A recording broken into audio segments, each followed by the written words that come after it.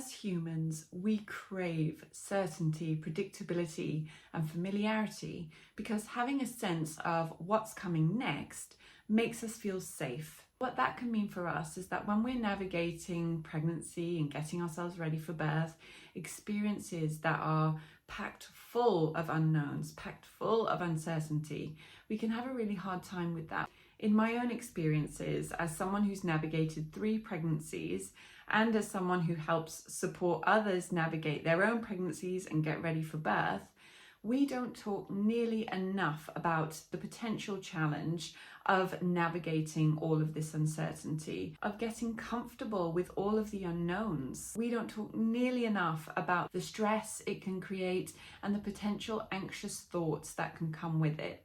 Something I tend to observe a lot in this space, in the work that I do, is that people tend to push aside or ignore any of their worries around all of the uncertainty in pregnancy and birth. But something that people often don't realize is that by actively trying to suppress or ignore or downplay your worries can actually make them worse, can actually make those anxious thoughts more intrusive. If you can relate to these experiences, and if you find yourself coming up against a few anxious thoughts and worries around all of the unknowns, all of the things that are beyond your control during pregnancy and around birth, please know that you are not alone. It's quite a common experience to find all of that unpredictability quite challenging. So I thought I would share with you a few questions that you can use, that you can ask yourself to help move through those worries. So these questions aren't designed to diminish or deny your worries, because a lot of the time they're based on very real scenarios, very real outcomes. But the hope is that these questions will encourage you to look at your worries from a slightly different perspective, and in doing so, turn all of those what ifs into ways forward. So the first question is, where do you think that anxious thought or worry has come from? Could you trace it back to a particular source? Could you trace it back to a conversation that you've had with someone, a story that you've been told, something you've seen in the media? Maybe it's even a previous experience. Where exactly has that worry come from?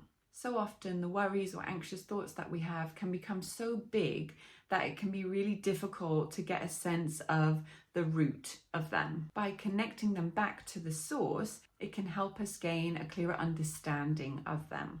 The second question is, what possibility do you think your mind is trying to warn you about? Because fear or worry is your mind's way of warning you of danger, a potentially unsafe situation. It's like a threat detection system. So when you experience a worry or an anxious thought, it's your mind's way of saying, this thing, whatever it is, whatever the thought or the worry is about, feels unsafe. So I'd like you to consider what that thing is. What is this thought or worry trying to warn me about? Once you have a clear understanding of exactly what your mind is trying to warn you about, of exactly the scenario that you have anxiety or fear around, it's time to get really curious about it. It's time to dig right into that scenario. So the third question is, what is the probability, what is the likelihood of that thing happening? In my experiences, this question in particular can be a real game changer, because when we are anxious or worried about something, we tend to inflate the chances, inflate the likelihood of that thing happening in our own minds. And it's only when we start digging a little bit deeper that we can see that actually the absolute risk, the absolute likelihood of something like that happening is quite a lot lower than what we estimated it to be ourselves. The next question is there a way that you could think about that worry differently? So let's tie it back to the last one. Let's say that there's a 10% chance of that thing happening, whatever that scenario is that you've got in your mind. Is there a way that we could turn that scenario on its head, turn that worry on its head, and look at it from a different perspective? If there is a 10% chance of that thing happening, that would mean that there's a 90% chance of that thing not happening. You can see how that very subtle reframe and shift in perspective could be really helpful.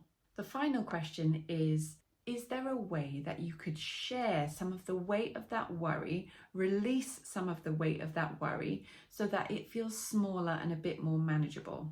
Is there someone that you could voice them to, share them with, and help take some of the weight out of them?